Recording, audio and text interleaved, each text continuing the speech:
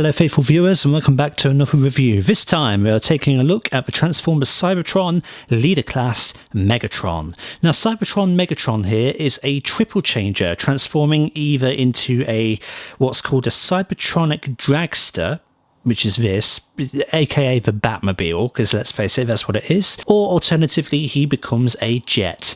So we're starting off here in dragster mode, which is by far the better of the two alternate modes he's got, because it's a mean looking thing with sharp angles and a bit of bulk, while somehow still being pretty streamlined in its overall body. The bulk here is mainly with the spoilers, but this bit is actually quite angular, which is pretty cool. Its primary colours are a dark grey with a bright orange and a lovely shade of royal purple, which accents these bits here. And then there are some turquoise highlights that also run throughout the body of the vehicle. Now surprisingly, he does roll very nicely, despite the fact that I'm clearly missing a wheel here. Now, one of the wheels doubles as one of his weapons, one of his cyberkey gimmicks, and the previous owner lost it. Pain. Amazingly, it's not compromised. So, yay? Megatron comes with a cyberkey, which fits into a slot above his cockpit canopy, which is actually there. Now normally this would activate powering up noises, but the blessings of having a second-hand figure has saved me from this. Still, he retains a pair of spring-loaded pop-up engines. So if we pop the key in like this, there you go. They rotate and does what you would expect. And apparently there are also some missile pods right here, but once again, second-hand figure, they're missing, and I suppose that's actually kind of a blessing really, because missiles can get lost. Not that I would lose them, mind you, but still. And yes, he has a jet mode. Let's transform him into it. It's very easy. All we need to do is untap. Well, okay, that has a habit of coming up just because I'm missing the thing. So let's split him apart there, and let's untap these bits here. You do this for transforming him into robot mode anyway, so then we're going to rotate these and tap these into the center of the back tires. So that's one. Try not to let that bend down as we go. And then that's two. Make sure that clips in. Yeah, that's it. I see what the idea was here, but it just doesn't work that well at all. I mean, it kind of looks like a jet, but it's not good. No effort has been made with a rear spoiler, and it's just a shame that this is the alt mode he predominantly chooses in the Cybertron cartoon, because the car mode is just so much better. It really is. To get Megatron transformed into robot mode, well, we've already started it by turning him into a jet, but we're going to untap these, and let's just keep them flared out for now. We're going to, for a start, begin with the rear end. Let's push these in, and then let's take these purple bits, just fan them out, really soft rubber kind of thing going on here. Let's rotate these out, and let's untab these bits here. Oh, fighting me. You might hear some horrible sounds from these ratchets and some very, very horrible clicks, but trust me, it's all okay. But it is also quite an old figure. Let's rotate him around like this. Let's bring the legs up like so, and then grab him at the waist here and bring it all the way down so that the coloured parts are facing you like this. Then rotate the legs so that the screws are now facing back, so the screws are right here, and then rotate them down like this so you've got the tyres facing forward.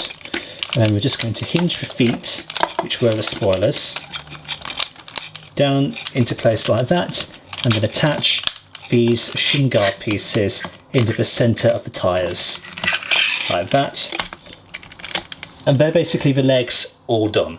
Panning up to the top of the figure now, so we want to rotate these back like this, and I'm going to bring them all the way up like so, that'll just fold down, but we'll come back to that in a second.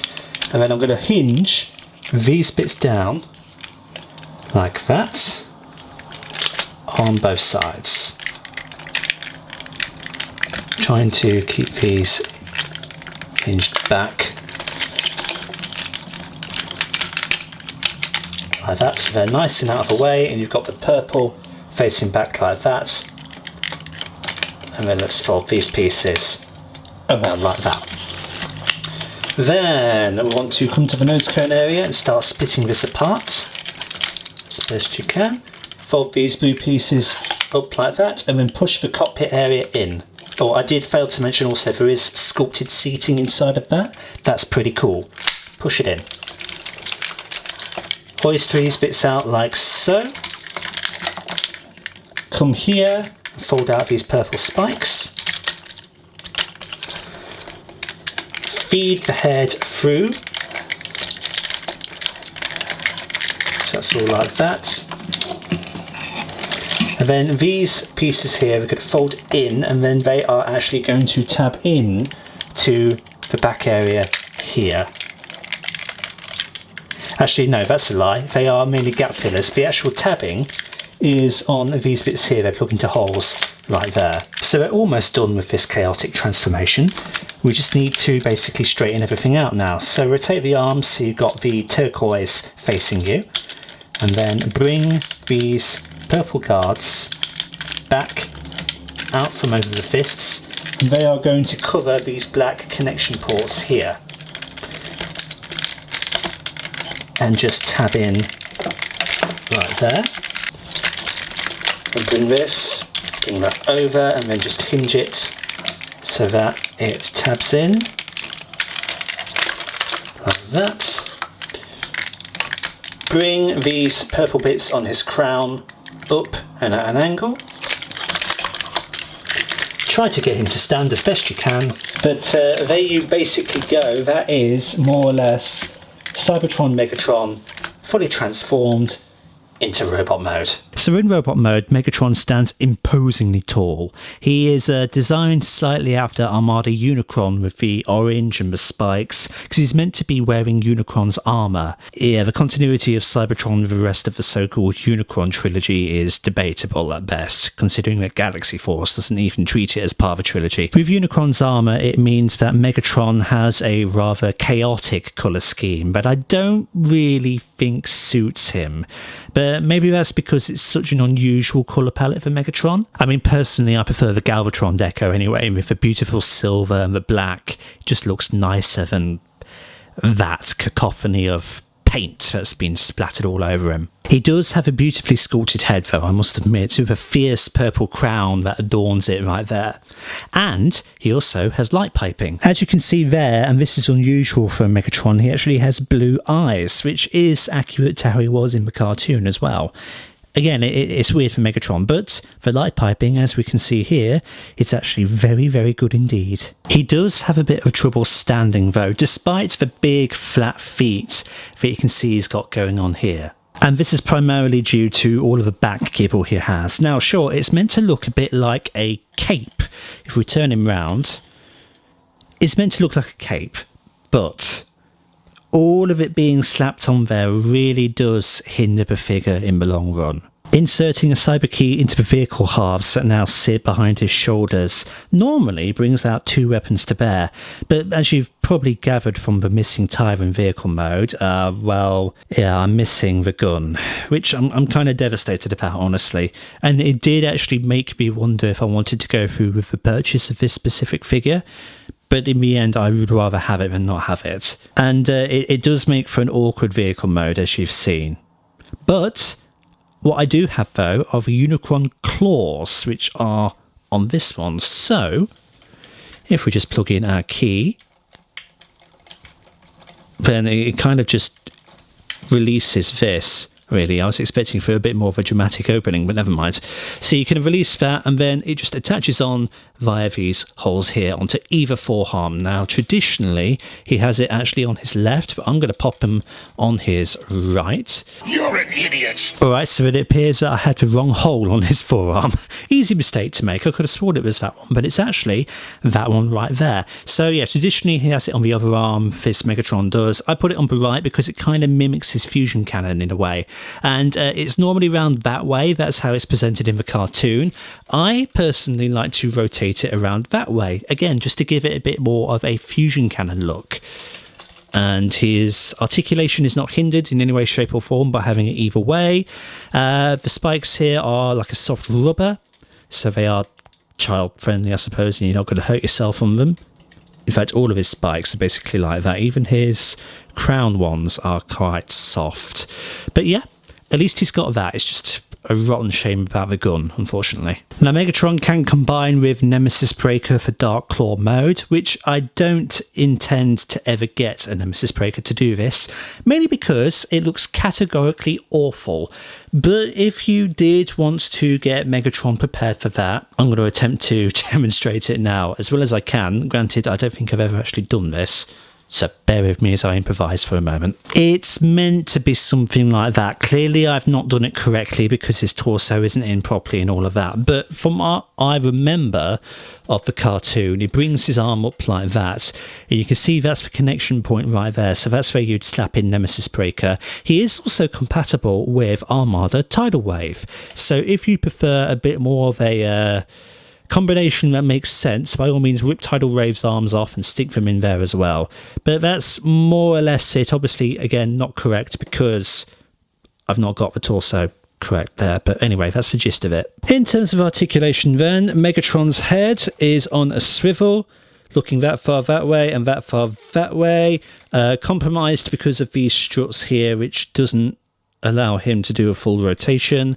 Looks back that far, transformation hinge, and can't really look down. Shoulders, they swivel like that, can bend out like that. There is a rotation like that. There is a double bend at the elbow, and then the fists can swivel like that. In terms of a waist, little bit there on a very clicky ratchet. Forward kick about that far. Back kick, literally non-existent. Beautiful spread. 360 rotation. 90-degree knee bend. Nice ratchet again. And ball-jointed ankles for a lot of rocking and tiltage and everything like that. Overall articulation, despite the bulk that he's got, which you'd think would hinder him, is actually very good. For size comparisons then, here is our Leader Class Megatron with our Voyager Class Western release Starscream. But then here he is with the equally back heavy and equally huge Cybertron Leader Optimus Prime. And then finally, as always, here he is with Marvel Legends Mysterio. To transform Megatron into vehicle mode, we're going to start by taking his crown and folding it in like that, and then folding his head back like that. I did just wonder for a second if you could rotate his head, but it was fighting me. Anyway, coming on to his arms, let's untap these purple bits here and rotate them around his fists on both arms. Just like that, and then I'm just going to raise them up and out of the way like so, just for the time being, as we come to the torso and unclip it and rotate all of that up like that. And then I'm going to leave these blue bits just hanging down for the moment as we rotate the shoulders in. In fact, actually, I'm going to bring these blue bits up. I'm going to rotate the arms in like this. And then I'm going to take the purple tabs there and have them folded in just like that.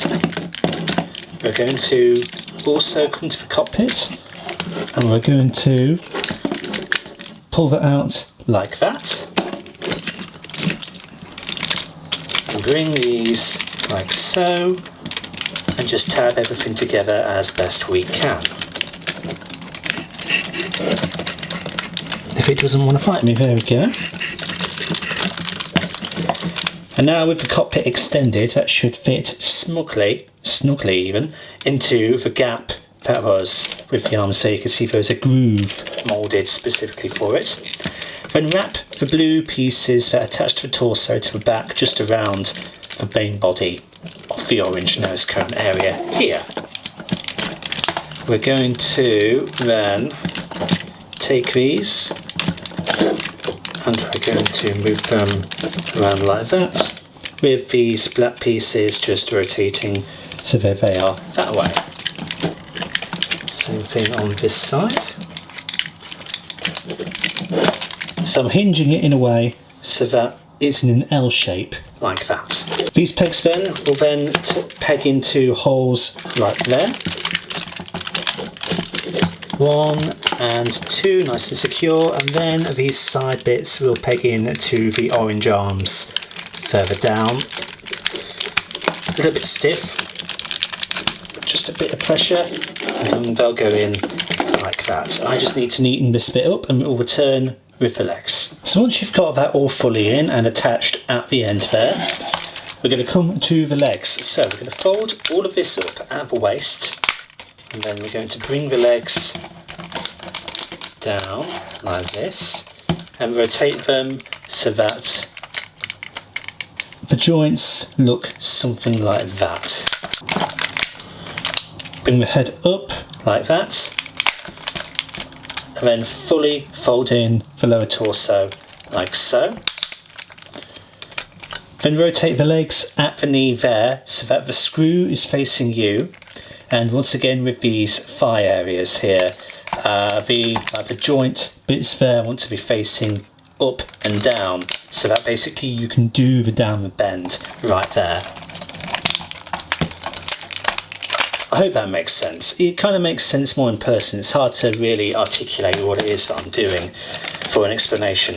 Tap the legs into the sides like that, and then with these purple bits, untap them, then bring the feet up basically as far as they'll go on their double hinges.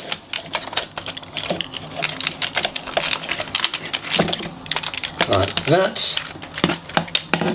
And then rotate these basically in, like so.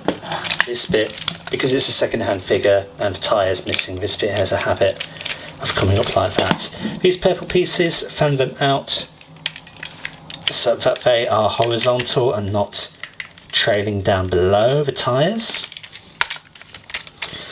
And that is, more or less, Megatron returned to vehicle mode. So in conclusion, what do I think about Cybertron Megatron? I like him. I like him a lot.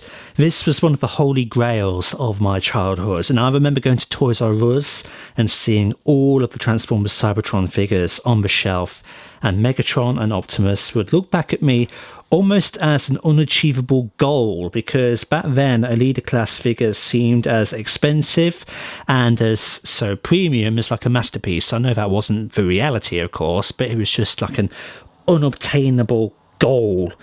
And when you get a figure like this that seems like the bee's knees growing up, it runs the risk of a figure not actually being as good when you have it in person. Now luckily, this Megatron is great. He is beautifully detailed and sculpted and boasts a brilliant variety of gimmicks. It's just a shame that my figure is incomplete. But I would rather have an incomplete figure than not have a figure at all, because this Megatron is something that you must experience at some point if you are a Transformers collector. It's like non-negotiable. So do I recommend him? Abso-freaking-lutely, without a shadow of a doubt.